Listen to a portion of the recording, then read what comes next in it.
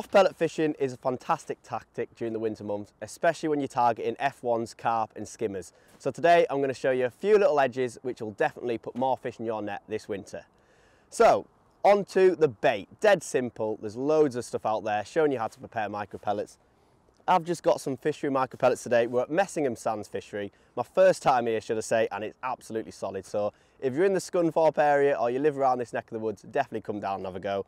We're on the Trip Lake today, so it's absolutely rammed with fish. Crucians, F1s, skimmers, you name it, it's in here, carp the lot. So pellets, I've literally soaked these, like drown them in water and just get them nice and soft. I think you want them as soft as possible during the winter months. Them little skimmers and sort of crucians and stockies and carp, they love little soft baits.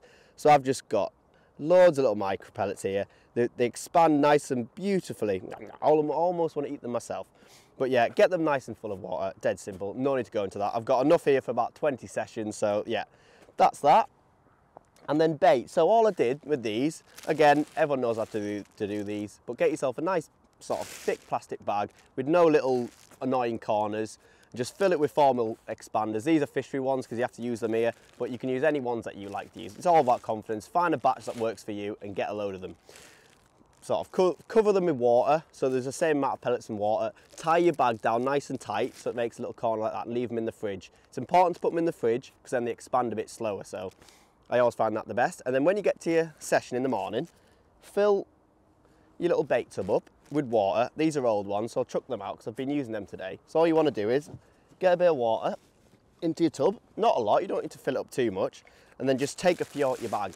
I always find you don't want to put them all in at once because they can take on too much water throughout the day, and once you get to the last hour they just start crumbling. So take a few out, get your bag, put your bag back on your side tray, and then you've got some lovely beautiful expanders. If you do them like that, normally they'll float, so all you need to do is give them a little squeeze before you use them. Just take a little air bubble out of them and they'll just sink nicely. That one's just sunk perfectly on cue. So soft pellet fishing, what's it about? Well, little F1s, stockies, carp, they all love pellets because they get brought up on them. It's a fantastic bait and usually you get instant bites. So I find if I can get away with it, pellets are a fantastic bait. So what I'm doing today, I'll talk you through the rig. For me, wire stem floats are fantastic for pellets. I think they're super stable, and that's the important thing with pellets. You want your rig to be sat as still as possible because them fish are going to come, they're expecting a pellet to be sat still on the bottom. They're not expecting it to be falling through the water, they're not expecting to be following bait through. You're targeting fish on the bottom. So a nice stable wire stem float with a 1.5mm bristle, something reasonably thick. I wouldn't be using 1.2s where you might with maggots because you're expecting to get bites through the water. A reasonably thick 1.5mm hollow bristle so you can see it nicely. I've painted this one black today because the water's white so I can see it absolutely crisp. All I've got is yellow hydro. I think it's nice and soft. Today we're catching little F1s, crucians, skimmers, so something nice and soft. You could step it up to like a pink hydro. You just want something, depending on your venue, that is going to give you plenty of elastic coming out when you're hooking the fish because you don't want them coming off in your peg and bumping them. You do not want that in the winter months. I've got a little Dacron connector with a little Guru B. That's an extra small one, so I've got a lovely neat connection there, loop to loop. Now here's an important one, back shots. To be honest, for me, when I'm fishing with maggots and other baits, I don't find back shots as important because I feel like I'm flicking my rig past my bait all the time, and personally I feel like back shots actually drag your rig towards you and it acts a bit unnatural, if you know what I mean. But with pellets, you want to nail your bait right over where you fed your micro pellets, so you don't need it past your float, you want it right under your pole tip, should I say. So back shots are really important. I could probably move them a little bit closer actually. You want them about 4 to 6 inches away from your float, I think. You don't want them too close because then you can be moving your float and sinking your float, which is a bit annoying, especially when you've got it dotted right down. But you want a couple of number 8 back shots, something nice and big shots so you can keep your rig as still as possible. So that's the float, covered that. A long kit, I think for me, in the winter months, long kits, this is just one that comes with the Aventus pole from Guru. Brilliant top kits. If you have a long kit, you've got a bit more elastic in there. I feel like it just works a bit nicer, for me anyways. You can use your puller kit, you know, best invention there ever has been in fishing. So you can use your puller kit. If there's elastic going everywhere, all the more fun. Shotting pattern. So I think this is probably something that is definitely an edge, and if you're not on it, definitely get on it. Using bigger shots for your shotting patterns for pellets is vital. I use number 9s and number 8s. I don't see any place for a number 10. I think when you're catching on pellets, the fish are like little sort of, they're feeding a lot more delicately. When you're fishing maggots and other baits, worms, casters, the fish are coming through your peg really quickly. Sort of, if you're fishing for a roach, they're going to come in, pick it up and like swim off, so you get a decent indication. But with pellets, they're sort of like creeping through your peg, eating, and they'll just suck that bait in. So you need big shots to help sort of magnify that indication. So I use number 9 shots, and then as I get further up the rig, I'll have some number 8s, because I don't see it being that important to have 9s all the way, especially when you're using a big float. If you're using a 4x12 or something in shallower, if your venue's a bit shallower, use number 9s all the way through. But all I've got today is, I've actually got a 6-inch hook length, but that's because I didn't have any 4-inch ones prepared. But if you've got a box full of 6s, saves you tying them up, just put a shot on your hook length, because, you know, saves you a bit of time at home. So I've got a 6-inch hook length, but I've got a number 9 shot right on my hook length loop there, about an inch down, sorry. So it's probably about 4 inches to my hook. That'll just magnify them bites nicely. And then about 4 inches up from there, I've got another number 9. 4 inches up from there, I've got another number 9, and then it just sort of tapers up my rig. Now I've got some number 8s and some number 10s just to nicely shot my float, but they're just trimming shot really. These nice big shots down here will show up my indications. And then lastly, onto my hook, I've got a 16s F1 pellet. I think that's really important to use a big hook, because you're going to mask your hook inside your pellet anyways. You're going to hook more bites, I think. So if it was rock hard, you could step down to an 18s, but personally, I think where possible, you can get away with a 16s, and especially on pellets, you are likely to hook an odd carp. So if I use a 16s F1 pellet, I've got a bit more confidence that I'm going to get them in. So that's tied to 010, nice and strong. Don't feel like there's any point going much lighter when you're fishing pellets. 010, that's the new Supernatural line from Guru. Been using it a while, ties up really nice actually, so I'm really enjoying using that. Really strong, you're not going to get broke, you're going to get all your carp in with that. F1s, and I feel like that's about light enough to trick them more wary F1s. So that's the rig. That's 015 mainline, just end gauge, and that's that really. One thing I do want to touch on is this Kinder pot. So with micro pellets, I feel like I'm going to do a bit of fishing in a minute, but I'll talk you through the bits and bobs now. And this is a really important part. I think accuracy, like I talked about earlier with your rig, is really important. So having a Kinder pot is absolutely vital. The medium one is great because you can get a few feeds out of it. Today as well, it's great fishing. I'm getting loads of bites, so I can feed plenty bait. So a medium pot is about right for me. If it was really difficult fishing, I would probably be likely to swap down to go into my little goodie box. Oh, it's nasty in here.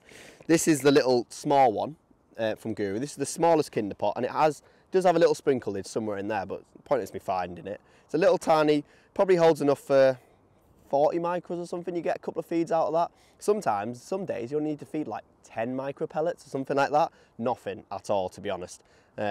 So harder days when you're not feeding a lot of bait, use the small one so you don't get giddy and overfeed it. And on better days, get this medium one on. Another point to mention with that is the type of lid that you use. So this is obviously a sprinkle lid with holes in so you can get to your peg, tap them out. But if, for example today, it's quite deep and you're getting a lot of liners, and especially when there's quite a lot of stockies, in winter, a lot of fisheries like Western Pools, places like that, put little stockies in, and pellets is a fantastic way of catching them at this time of year. They come straight to bait, they come straight from the fish farm, they've been eating pellets all their life, so that's why pellets are such a great bait for me, to be honest. So if they're in your peg, causing your liners, just take your lid off, make a little ball up, like this. So you might want to just literally grab a few. While I'm waiting for a bite, I'll just mould them. That's why it's nice to have nice and soft pellets. So you can make a tiny little ball, get rid of them ones, just like that. Probably has, I don't know, 20 micros in, and then when it gets to the bottom, it'll just break down into a few little micro pellet particles, and then keeps them fish on the bottom where you want them. If you keep sprinkling, they might start coming up in the water, especially on venues where you catch shallow in the winter months. But feeding's dead simple. Start sprinkling, get some fish in your peg. They'll hear the noise and come in. And as soon as you start catching, think about your feeding. Could it be you want to feed every few fish? See how many fish you can catch off one sprinkle. Or it might be a case of just making a little ball to keep them fish on the bottom. So that's the rig, that's the bait, and that's the feeding. Let's do some fishing.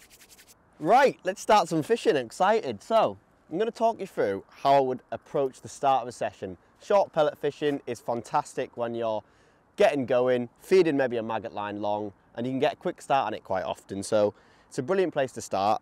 Usually target 5 to 6 metres out.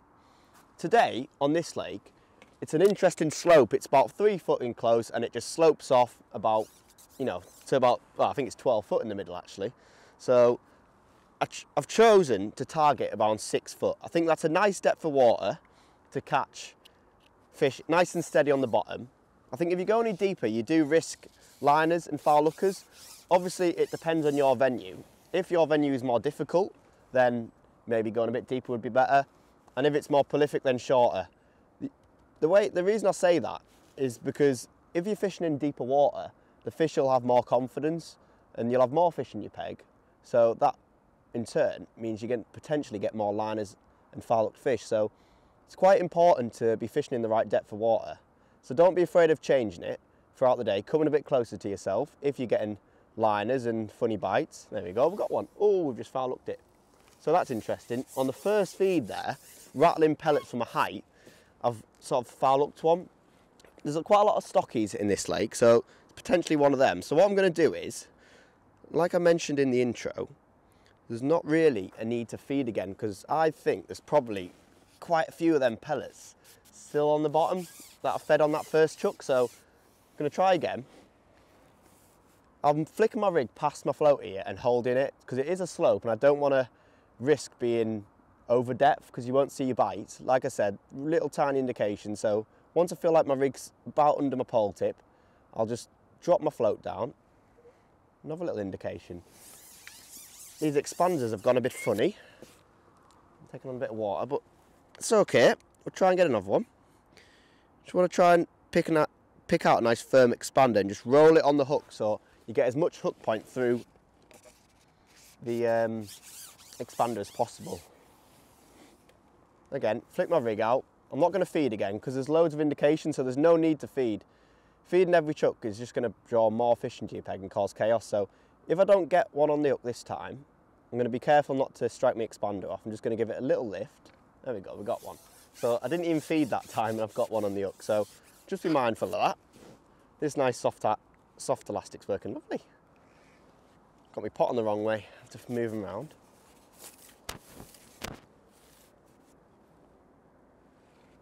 Where's he going? There we are. Look at that, little F1. These are sort of your bread and butter in a lot of commercial fisheries. Little 8 ounce to a pound stockies. Beautiful little fish. There we go. Unhook him right in the top lip, that's where you want them. That tells you that you're seeing your bite straight away.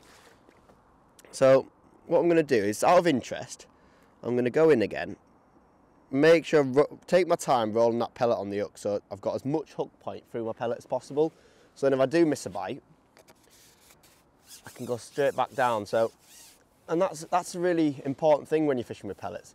Don't Zorro strike if you can avoid it. Try and train yourself to sort of just give it a little lift, and then ideally you'll spend a bit more time in the water and end up catching more fish. So hold that float up and then drop it in when you feel like your rig's straightened out just about. It's settling up now. Them last few shots are just registering on the float, and just watch for an indication. There we go, got one. Another little tiny stocky, but it just shows you can get so many bites during the winter doing this sort of fishing, and it's after tiny little one, just little cruising, look. They all eat pellets, and eventually you'll just wait a second, then you'll get a big carp. So put another one on.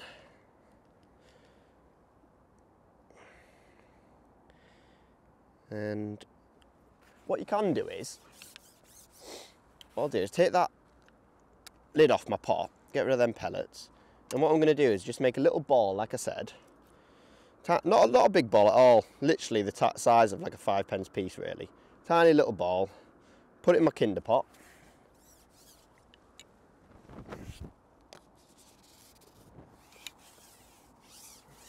And this sort of method does work on the long pole as well. So if your venue responds particularly well to pellets, then you can use this exact same tactics on the long pole. Sprinkling early and then swap to putting little balls in. So I've tapped that ball in, I'll put it in as low to the water as possible, just to try and make as little noise, because I know that the fish are here. So hopefully that ball will just get straight to the bottom. It'll break up probably when it's just touching the bottom.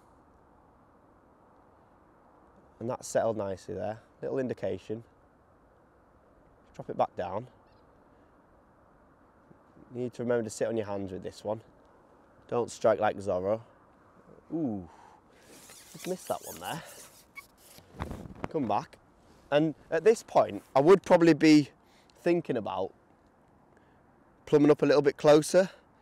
If this carried on for a little while and I feel like I'm getting loads of signs, you can plumb up a little bit closer to yourself and just come into that sort of shallow water. 5 foot on a lot of venues is probably quite a nice depth. This is obviously a really deep lake, so in proportion to the depth of the lake, 6 foot's about right.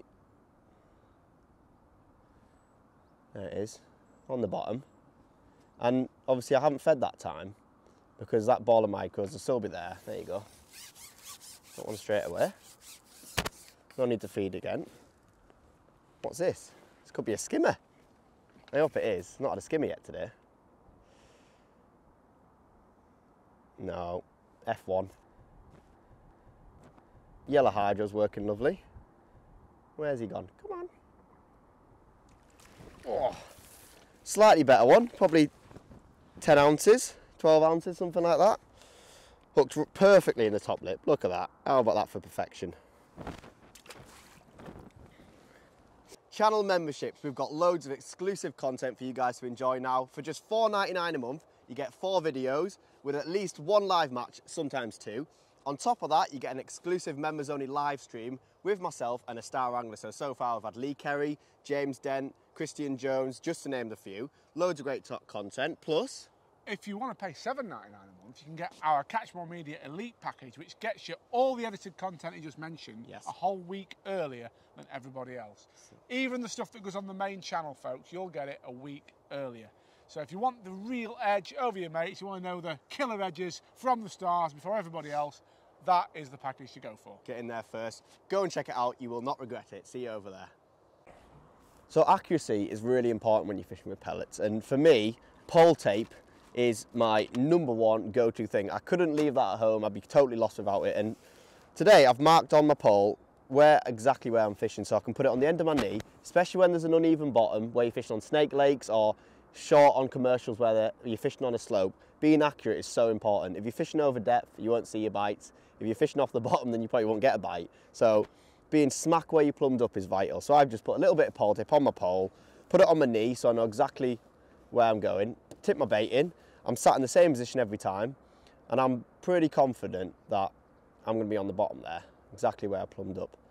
And something I've been reminded of recently is how important it really is to be on the bottom and plumbed up in the correct place. It sounds silly, but I've had days where the fish will have to actually dig you out on soft commercials, so don't be scared of putting your plummet on mid-match and just check where you're fishing. Check you're on the bottom still.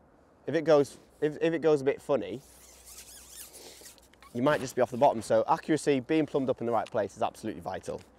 Another thing that I want to mention is roller positioning. Today we're only fishing 5 meters out, so you think, oh, you don't even need a roller. But for me, to keep everything nice and smooth, actually I'm not going to feed that time, to keep everything nice and smooth, I've got one of my rollers positioned nicely behind me, so it's straight onto my knee. I know exactly where my roller is, so I don't bump my bait out on the way out, because you don't want to be dropping micros all over your peg. Just keeps everything nicely smooth and accurate and in position. Makes you a lot more efficient, especially when you're catching small stockies like this. One thing I do want to emphasise is just how you put your rig in. So obviously I've said about flicking it past because of the slope, which is important, but I feel like showing the fish your rig and showing them your bait and making sure everything's nicely straight in a line is really important. So I like to hold my rig out the water, sort of 8 inches out, and then just slowly lower it down once everything's straightened up, and feel like it just is a lovely form of presentation. Keeps your rig nice and straight, you direct to the fish, and then you just have to wait now for a little indication on the float. There we go. That's been a little quick short session on soft pellet fishing. It's a lovely way of catching carp and F1s and stockies during the winter months, you can keep bites coming. There's a few important things to remember: accuracy, them different ways of feeding, watch how your peg responds to how you feed, and then go from there. So hopefully if you can follow a few of them little steps, you can catch some lovely little fish like this. A little crusion to end on. Go and give it a go, and I'll see you in the bank soon.